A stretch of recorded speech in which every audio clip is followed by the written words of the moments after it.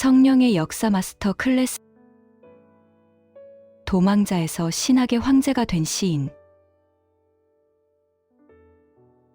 나지안주스의 그레고리우스.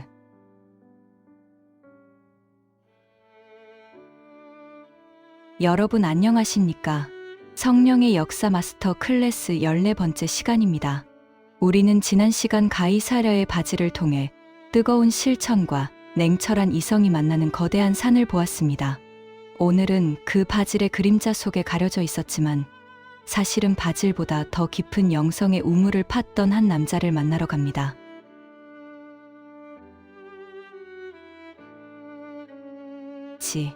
기독교 2000년 역사상 신학자라는 명예로운 칭호는 오직 두 사람에게만 허락되었습니다.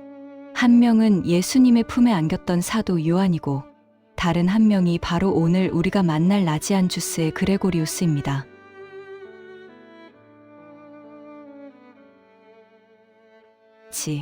그는 바질처럼 카리스마 넘치는 리더가 아니었습니다. 그는 소심했고 예민했으며 사람들 앞에 서는 것을 죽기보다 싫어했던 내성적인 시인이었습니다. 평생 조용한 시골에서 묵상하며 시를 쓰는 것이 꿈이었던 그를 하나님은 억지로 끄집어내어 제국의 수도 콘스탄티노플의 한복판에 세우셨습니다.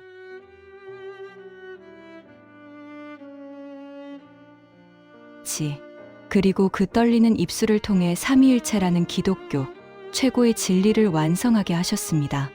도망치고 싶어 했던 요나 같았던 사람, 그러나 결국 니느웨를 뒤집어 놓았던 역설의 성자 그레고리우스의 드라마틱한 인생 속으로 함께 들어가 보겠습니다.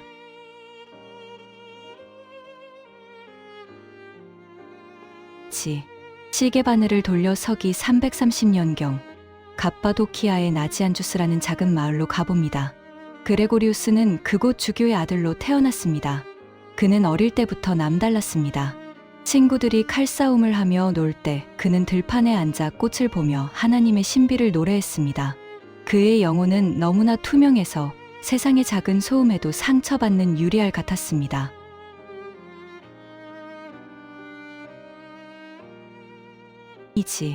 그런 그에게 운명적인 만남이 찾아옵니다.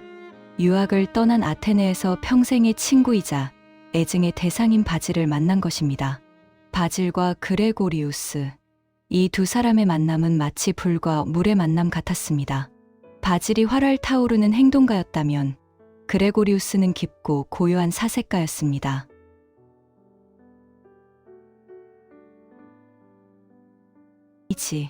그레고리우스는 훗날 이때를 회상하며 우리는 두 개의 육체에 깃든 하나의 영혼이었다라고 고백했습니다. 그들은 함께 공부하며 다짐했습니다.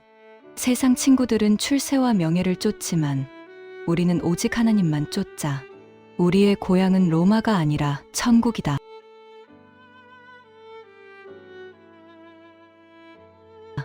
그 순수한 열정은 아름다웠습니다. 하지만 학교를 졸업하고 현실로 돌아왔을 때 두 사람의 길은 완전히 갈라지기 시작했습니다.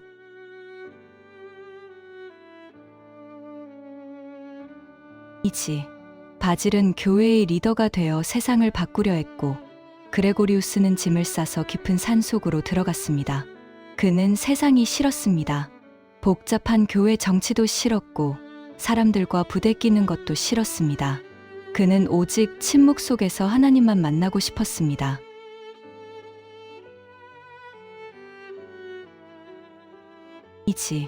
하지만 하나님은 그를 가만두지 않으셨습니다. 어느 날 그의 아버지가 늙어서 목회가 힘들어지자 아들을 강제로 불러들였습니다. 그리고 성도들이 보는 앞에서 그레고리우스에게 억지로 안수 기도를 하여 사제로 임명해버렸습니다.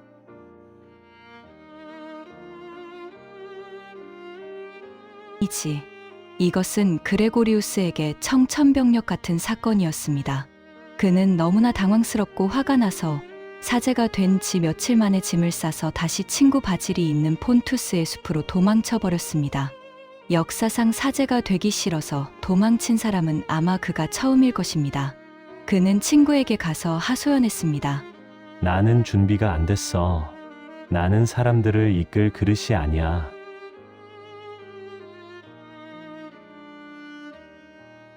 이지. 하지만 숲속에서 기도하던 중 그는 깨달았습니다. 자신이 도망친 것은 겸손 때문이 아니라 십자가를 지기 싫어하는 교만과 두려움 때문이라는 것을 말입니다. 결국 그는 몇 달 만에 눈물을 흘리며 아버지의 교회로 돌아와 첫 설교를 합니다. 저는 패배했습니다. 주님의 강권하심에 제가 졌습니다. 이것이 위대한 설교가 그레고리우스의 첫 시작이었습니다.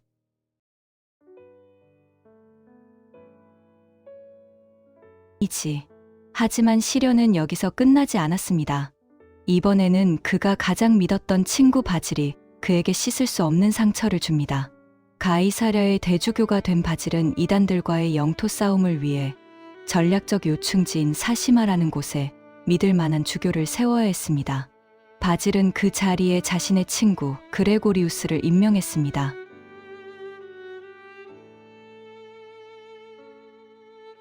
이지. 문제는 사시마라는 곳이 사람이 살 수 없는 끔찍한 황무지였다는 것입니다.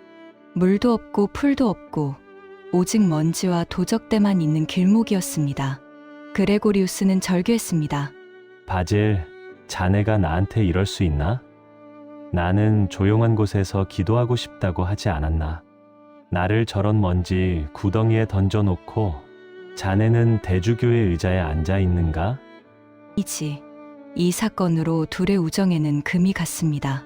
그레고리우스는 사시마에 부임하지 않고 다시 도망쳤습니다. 그는 평생 친구 바질을 존경하면서도 이때 받은 상처 때문에 괴로워했습니다. 그는 세상의 권력 다툼의 환멸을 느꼈고 자신은 영원히 실패한 목회자라고 생각했습니다.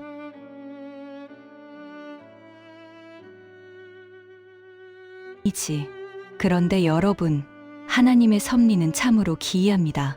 바질이 죽고 난 뒤 하나님은 50세가 넘어 늙고 병든 그레고리우스를 제국의 심장부 콘스탄티노플로 부르십니다. 당시 콘스탄티노플은 40년 동안이나 아리우스파 이단들이 장악하고 있었습니다. 거대한 하기야 소피아 성당을 비롯해 모든 교회가 이단들의 손에 넘어갔고 정통 신앙을 가진 사람들은 뿔뿔이 흩어져 숨어 지내고 있었습니다. 그들은 절박한 심정으로 은둔해 있던 그레고리우스를 초청했습니다. 우리에겐 당신의 말씀이 필요합니다.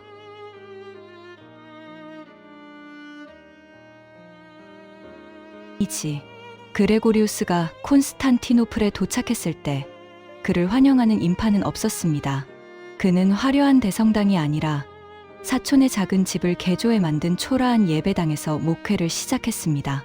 그는 그 작은 예배당의 이름을 아나스타시아, 즉 부활이라고 지었습니다. 죽어버린 정통신앙을 다시 부활시키겠다는 비장한 각오였습니다.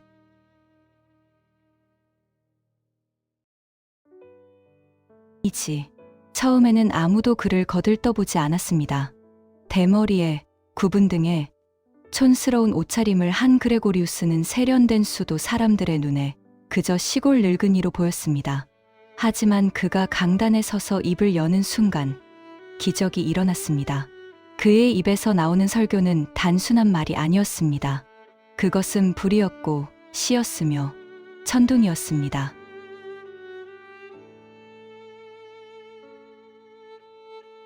여러분, 하나님은 계산하는 분이 아니라 사랑하는 분이십니다. 아리우스파는 예수를 피조물이라 하여 하나님을 외롭게 만들지만 우리는 성부와 성자와 성령이 서로 사랑하며 춤추는 삼위일체 하나님을 믿습니다.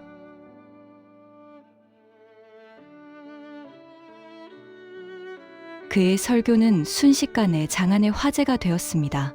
아나스타시아 예배당은 몰려드는 사람들로 발 디딜 틈이 없었습니다. 그러자 위기를 느낀 아리우스파 이단들이 폭력을 휘두르기 시작했습니다.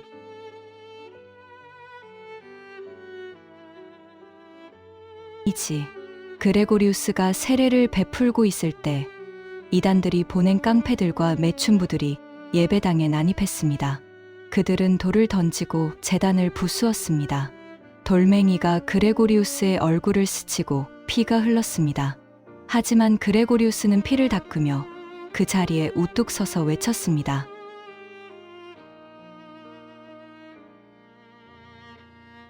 그들은 건물을 가졌으나 우리는 진리를 가졌습니다. 그들은 돌을 던지나 우리는 기도를 던집니다. 건물을 빼앗길 수는 있어도 하나님을 빼앗길 수는 없습니다.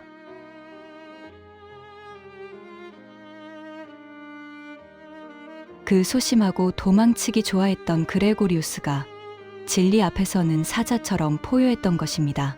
이 기간 동안 그가 쏟아낸 5편의 설교, 바로 신학적 담화는 기독교 역사상 삼위일체론을 가장 완벽하게 설명한 걸작으로 남게 됩니다.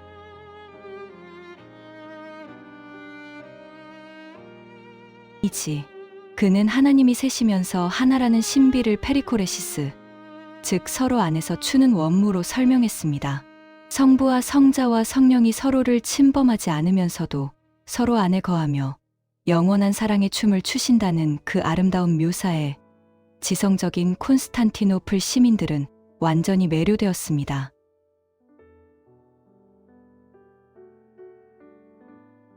이지, 드디어 서기 381년 테오도시우스 황제는 제2차 콘스탄티노플 공의회를 소집합니다.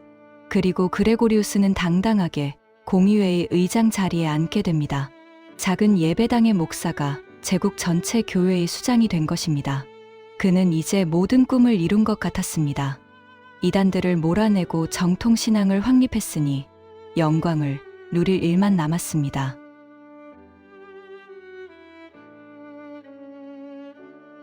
이지, 하지만 여러분, 진짜 영웅의 품격은 물러날 때 드러나는 법입니다.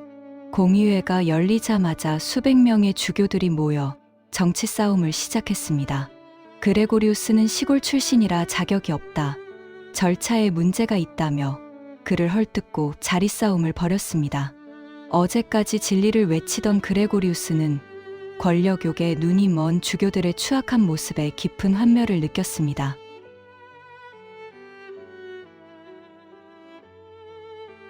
이지, 그는 조용히 자리에서 일어났습니다.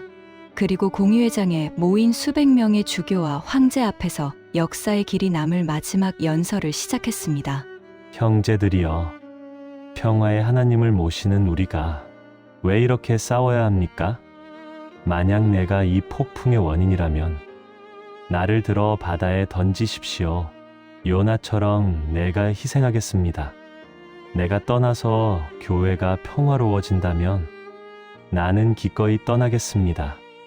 나는 권력을 원한 적이 없습니다. 나는 오직 주님의 영광만을 원했습니다. 백발이 성성한 이 늙은이를 제발 고향으로 보내주십시오.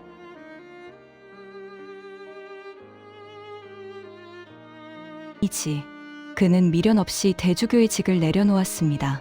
황제가 만류하고 성도들이 울며 매달렸지만 그는 뒤도 돌아보지 않고 짐을 쌌습니다. 그가 콘스탄티노플을 떠나던 날, 그는 마지막으로 성도들에게 이렇게 당부했습니다. 사랑하는 자녀들이여, 나의 수고를 기억해 주십시오. 그리고 부디 삼위일체 진리를 지켜주십시오.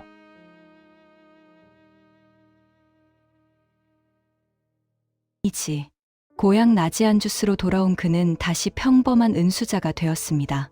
그는 남은 생애 동안 정원을 가꾸고 시를 쓰며 보냈습니다. 그는 무려 17,000행이 넘는 시를 남겼는데 그 시들은 단순한 문학이 아니라 그의 영혼의 고백록이었습니다. 그는 시를 통해 자신의 나약함, 친구 바질에 대한 그리움, 그리고 하나님을 향한 짝사랑을 노래했습니다.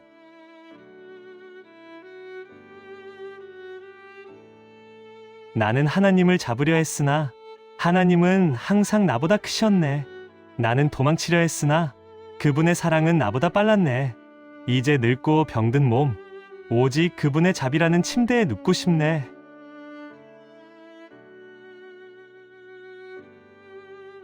이지, 서기 389년, 신학자 그레고리우스는 조용히 눈을 감았습니다. 그는 바질처럼 거대한 병원을 짓지도 않았고 안토니우스처럼 20년 동안 금식하지도 않았습니다. 그는 자주 아팠고 자주 상처받았으며 자주 도망치고 싶어 했던 지극히 인간적인 사람이었습니다. 하지만 그렇기 때문에 그의 삶은 우리에게 더 큰 위로를 줍니다.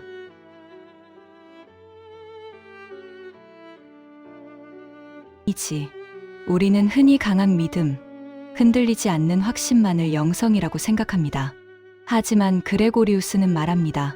흔들려도 괜찮다. 도망쳐도 괜찮다. 중요한 것은 결국 하나님께로 돌아오는 것이다. 그는 자신의 약함을 감추지 않고 오히려 그것을 하나님을 만나는 통로로 삼았습니다. 그의 소심함은 섬세한 신학이 되었고 그의 고독은 아름다운 시가 되었으며 그의 상처는 교회를 치유하는 약이 되었습니다.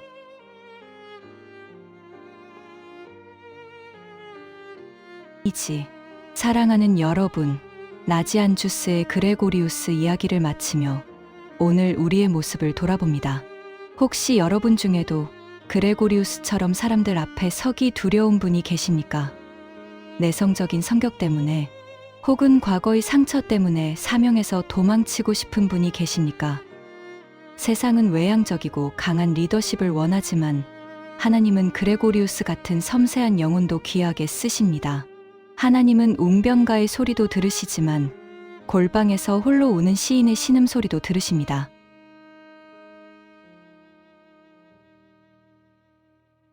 이지. 바질이 교회의 벽이었다면 그레고리우스는 그 벽에 걸린 창문이었습니다. 벽은 튼튼해야 하지만 창문은 투명해야 합니다. 그레고리우스는 자신의 영혼을 투명하게 닦아 그 창을 통해 삼위일체 하나님의 빛이 세상에 들어오게 했습니다. 오늘날 우리가 예배 시간에 전능하사 천지를 만드신 하나님 아버지를 믿사오며 라고 사도신경을 고백할 때마다 우리는 1600년 전 그 소심했던 시인 돌멩이를 맞으며 진리를 외쳤던 그레고리우스의 빚을 지고 있는 것입니다.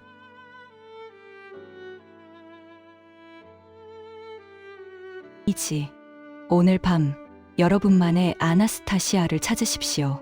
비록 세상이 보기엔 작고 초라한 예배당일지라도 그곳에서 진실한 기도가 드려질 때 여러분의 죽어있던 믿음은 반드시 부활할 것입니다.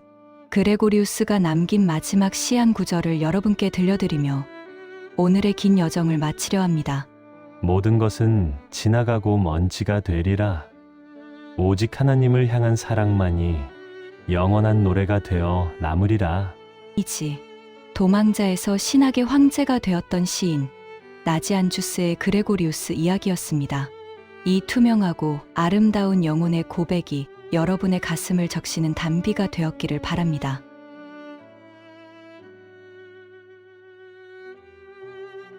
다음 시간에는 성경을 라틴어로 번역하기 위해 스스로 동굴 감옥에 갇혔던 괴팍하지만 위대한 천재, 해골을 책상에 두고 살았던 제롬의 치열하고 고독한 삶의 현장으로 찾아오겠습니다. 영상이 은혜가 되셨다면 구독과 좋아요로 함께해 주십시오. 여러분의 작은 응원이 잊혀진 믿음의 거인들을 다시 깨우는 큰 힘이 됩니다. 감사합니다.